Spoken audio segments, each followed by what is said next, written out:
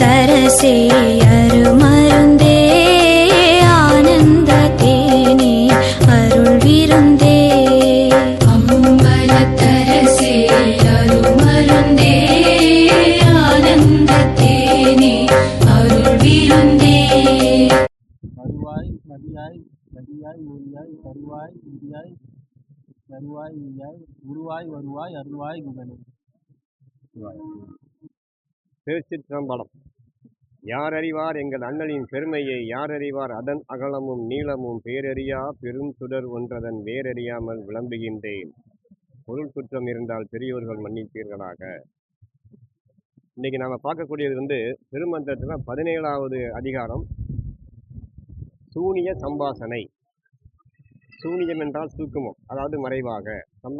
சம்பாசனை என்றால் விளக்குவது அல்லது உரையாடுவது அப்படின்னு வச்சுக்கலாம். இதை பற்றி அணிந்து உரையில உரையாசிரியர் சொல்லிருக்காரு. சூனிய சம்பாசனை என்னும் இந்த பகுதி திருமந்திரத்துக்கு சிறப்பை கொடுக்கக்கூடியதாகும்.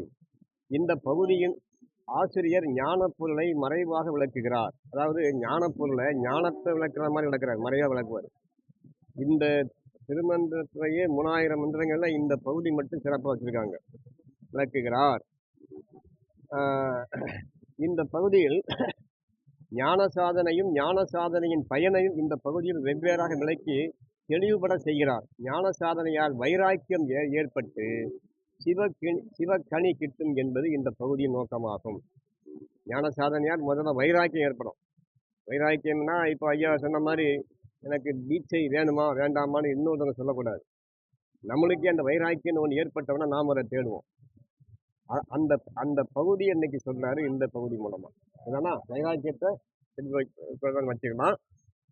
அதாவது ஞான பொருளை மறைவாக பேசுவது. இந்த மந்திரங்கள் மறைவாக கூறினாலும் அவை பொருள் விளங்கக்கூடிய அமைப்பினை உடையவனாக படிப்போருக்கு இன்பம் பயப்பனாக இருக்கும். ஆகையால் ஞான சாதனையும் சாதனையின் பயனும் இங்க கூறப்படுகிறது சொல்லிட்டாரு.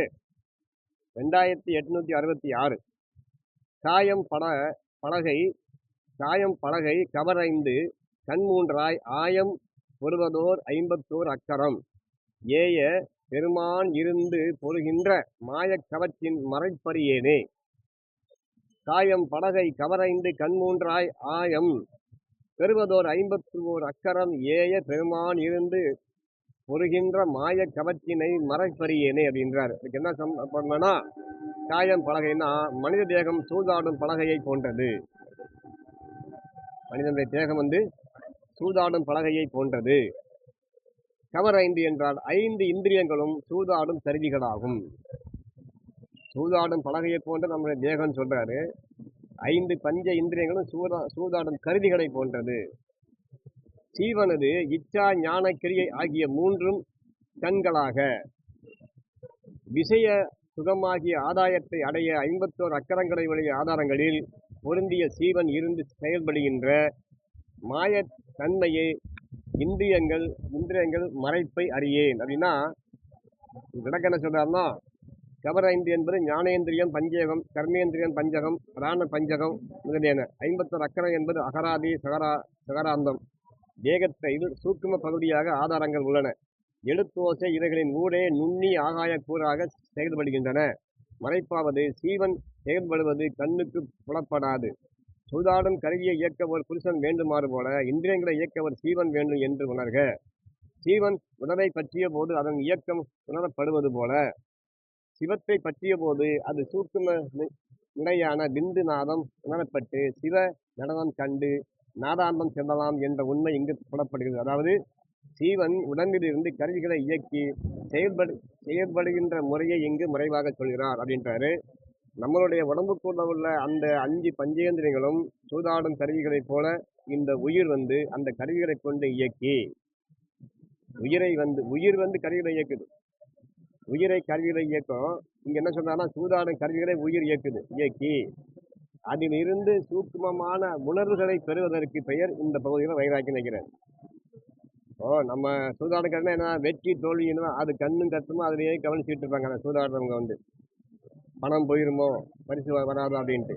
அது மாதிரி உயிர் என்ன பண்ணுதுன்னா, அந்த பஞ்சேந்திரம் கொண்டு இந்த உடம்புல அந்த கருவிகளை கொண்டு ஆணவம் கண்மம் மாய் என்ற இந்த முன்மனங்களை வச்சுக்கிட்டு ஞானத்துக்கு தேவையான விஷயங்களை எல்லாம் வரும் வரைக்கும் இந்த தேகத்தை கொண்டு இந்த பூமி அது சூதாட்டத்துக்குள்ள சிக்க வைக்கிற மாதிரி நினைச்சிருந்தோம். நம்ம பூமியில சூதாடி அந்த ஞான அறிவை இந்த உடம்பை கண்டு பெறுகிறது.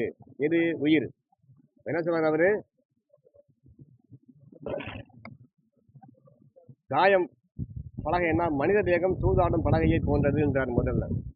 அப்ப நம்ம உடம்பு வந்து இப்ப முதல் நம்ம இப்போ இது வந்து வெவ்வேறு வகையில சொல்லிக்கிட்டே வருவார். இன்னும் போக போக மாறி மாறி சொல்றப்ப நமக்கு பொருள் புரியும். இப்ப என்ன சொல்றாருன்னா, சூதாடும் பலகை போன்றது உன்னுடைய தேகம். இதை கொண்டு 5 இந்திரியங்களும் சூதாடுகின்ற கருவிகளாம். எதுக்கு? உயிருக்கு. இந்திரியங்கள் வந்து இப்ப உயிரை வேலை வாங்கல. இங்க உயிர் வந்து இந்திரியங்களை வந்து கருவிகளாக வச்சு இந்த உடம்பை வந்து பயன்படுத்திக்கிட்டு சீவனது இச்சா ஞான கிரி ஆகிய 3 கண்களாக இந்த 3ஐயும் வச்சுக்கிட்டு மனம் மொழி மெய் அப்படிங்கிற மாதிரி இச்சா கிரியை ஞானம் இந்த 3ஐயும் வச்சுக்கிட்டு உயிர் விஷய சுகமாகிய ஆதாயத்தை அடைய 51 அக்கரங்களை கொண்ட ஆதார சக்கரங்களில் உணர்வுகளை மேலே ஏறி இறங்கும் போது அந்த விஷயங்களை கொண்டு பொருந்திய சீவன் இருந்து செயல்படுகின்ற மாய தன்மையுடைய இந்திரியங்களின் மறைப்பை அறியேன். அதாவது இந்திரியங்கள் வந்து இந்த உயிருக்கு வந்து இந்த தத்துவங்களை ஊற்றுவதற்காக இந்த உடம்பு வந்து சூதாடும் கருவிகளாக வச்சுக்கிட்டு 6 ஆதாரங்களிலும் மறைந்து இருந்து இந்த உயிருக்கு வேண்டிய இன்ப துன்பங்கள் மூலமாக அந்த கருவினைகளை கிடைக்கக்கூடிய விஷயத்தை நான் அறிய முடியவில்லை. அவ்வளவு நுட்பமாக இந்த விஷயங்களை அனுபவிக்காக இந்த பஞ்ச இந்திரியங்களும் அமைக்கப்பட்டிருக்குது அப்படின்னு ஆச்சரியப்படுறாரு. எப்படி இட்டான்னு அறிந்தவன் ஏற்றவர் கண்டிவன் சொன்னார்ல, அது மாதிரி சூதாடும் பலகையை மாதிரி இந்த உடம்பு வச்சுக்கிட்டு சூதாடும் கருவிகளான இந்திரியங்கள் வச்சுக்கிட்டு இந்த உயிருக்கு அந்த இந்திரியங்கள் கொடுக்கக்கூடிய அனுபவத்தை நான் உணர்வு பூர்வமாக அறிந்து கொள்ள முடியவில்லை. அவ்வளவு நுட்பமாக அமைக்கப்பட்டிருக்கிறது. திருமூலரே வியப்படையக்கூடிய பகுதியாக வச்சிருக்காரு.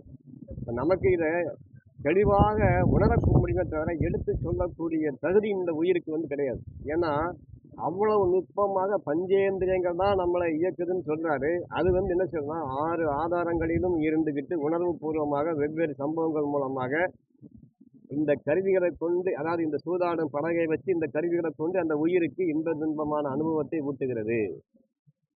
புரிஞ்சுக்கோ, தத்துவங்கள் தான் உயிருக்கு அனுபவத்தை ஊட்டத்தான் இந்த உடம்பு. கருவி வந்து அஞ்சு பஞ்சேந்திரியங்கள், உயிர் வந்து அனுபவம் அடையுது. 6 ஆதாரங்களே அந்த பஞ்சேந்திரியங்கள் என்ன செய்யுதுன்னா ஏற்ற போக்குவரவை வச்சுக்கிட்டு இது அவத்தை மூலமாக மறைவான தன்மையை இந்த மறைந்திருந்து அவத்தை மூலமாக மறைந்திருந்து இந்த உயிருக்கு அனுபவத்தை ஊட்டக்கூடிய ரகசியத்தை நான் அறியவில்லை. அதாவது அறியவில்லை, தெளிவாக அறிய முடியவில்லை. அவ்வளவு நுட்பமாக அமைக்கப்பட்டிருக்கும். அப்போ சூதாடும் பழகத்தான் அந்த உடம்புன்னு சொன்னால் இந்த உடம்புக்கு நமக்கு சம்பந்தம் கிடையாது. இது நமக்கு அனுபவத்தை ஊட்டத்தான் கொடுக்கப்பட்டிருக்குது. அனுபவத்தை ஊட்டுறது யாரு? 5 பஞ்சேந்திரியங்களும். அது எங்கேருந்து செய்யுது? 6 ஆதாரங்களிலும் மறைந்திருந்து 5 பஞ்சேந்திரியங்களும் உணர்வு பூர்வமாக இந்த உயிருக்கு அனுபவத்தை ஊட்டி கொண்டிருக்கும் ரகசியத்தை நான் முழுமையாக அறியவில்லையே அப்படின்னு என் பெருமான் சொல்றார். ஆழ்ந்து கவனித்து பார்த்தோம்னா மகான்களாலேயே உணரப்பட முடியாத அளவுக்கு தத்துவங்களை வைத்து இந்த பெருமான் இந்த உடம்பை நமக்கு பெற்றிருக்காரு. உடம்பின் பெருமை நமக்கு வரலாறு சொன்ன மாதிரி இந்த தேகத்தை ஆராய்ச்சி செஞ்சு பார், இறைவனுடைய ரகசியம் புரியும் பாரு. தேகத்தை ஆராய்ந்து, அதாவது தேகத்தை விசாரணை செய்யும் பாரு. ஒரு உறுப்புகளும் நமக்கு எப்படி நமக்கு பணிஞ்சு வேலை செய்யுது. சரி பண்ணவே முடியாத மாதிரி உறுப்புகள் எத்தனை இருக்குது, சரி பண்ணக்கூடிய உறுப்பு எத்தனை இருக்குது. அதாவது ஒரு நோய் வந்தா இருக்குது. இவ்வளவு நுட்பமாக, அதாவது மறுபடியும் தயார் பண்ணவே முடியாத ஒரு பொருள்களை தோல்லையும் எலும்புலையும் செஞ்சு இந்த பகவான் நமக்குள்ள உடம்புக்குள்ள வச்சு இதை ஒரு பஞ்சேந்திரியங்கள் மூலமாக அனுபவத்தை கொடுக்கணுங்கிறதுக்காக வேண்டி இந்த உயிரையும் உடம்புக்குள்ள உணர்வு பூர்வமாச்சு சிவமும் கூட இருந்து நம்மளுடைய விதியினுடைய கணக்குப்படி ஒரு நேரமும் வரக்கூடிய இன்ப துன்பங்களை எல்லாம் பிரச்சனையாக்கி அல்லது நல்ல இன்பமாக்கி அந்த அனுபவத்தை நுட்பமாக பஞ்சேந்திரியங்கள் மூலமாக சக்கரங்கள் வழியாக இந்த உயிருக்கு ஊட்டப்படுகிறது. இவ்வளவு பெருமைக்குரிய ரகசியத்தை உடம்பு அது பார்த்தா மறுநாள் இன்னைக்கு இறந்தோம்னா மறுநாள் புழு வச்சு போற உடம்பா இருக்குது. ஆனா இது எவ்வளவு அற்புதமான வேலையை செய்து பாரு. இறைவனே உடம்பாக தான் நமக்கு இருக்காரு. இறைவனே பஞ்சபூதங்கள உடம்பா இருந்தாலும் இறைவனுடைய பெருமைக்கு இந்த உடம்பு நம்ம ஆதாரமா வச்சிருக்கோம். நாம அதை உணர்வு பூர்வமாக அணுகாம நாம அதை உணவு பூர்வமாக அணுகிறோம். உணவு பூர்வம் அணுகினால உடம்பு பலம் இழந்து போகுது. உணர்வோடு நம்ம சேர்ந்து இந்த உடம்பை நம்ம ரசித்து பார்த்தோம்னா இதை காலமெல்லாம் சொல்லிக்கிட்டு இருக்கிற அளவுக்கு இது அற்புதமாக இந்த உடம்பு நமக்கு உதவி பண்ணிக்கிட்டே இருக்குது. உணவை தூளாக்குது, அதை சக்கையாக்குது, ரத்தமாக்குது, ரத்தத்தை சுத்தமாக்குது, அந்த சுத்தத்தை உடம்புல தேக்கி வைக்குது, கொழுப்பாக்குது.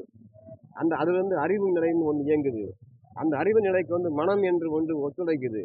அந்த மனசுல இருந்துகிட்டு இந்த இன்பது நமக்கு வரக்கூடிய கருவினைகள்லாம் மனம் ஆராய்ச்சி செய்து இந்த உயிருக்கு வேண்டிய சந்தோஷத்தையும் துன்பங்களையும் கொஞ்சம் கொஞ்சமா ஊட்டுது. இவ்வளவுக்கும் பெருமையா எதுவோட எதுவும் சேராம ஒன்றோடு ஒன்று இணங்காம தனித்தனியான இயக்கமாக இந்த உடம்பு பல ஆயிரம் வேலைகளை செஞ்சுக்கிட்டு கரை கடந்திடில் அக்கரையே இருப்பது சிதம்பர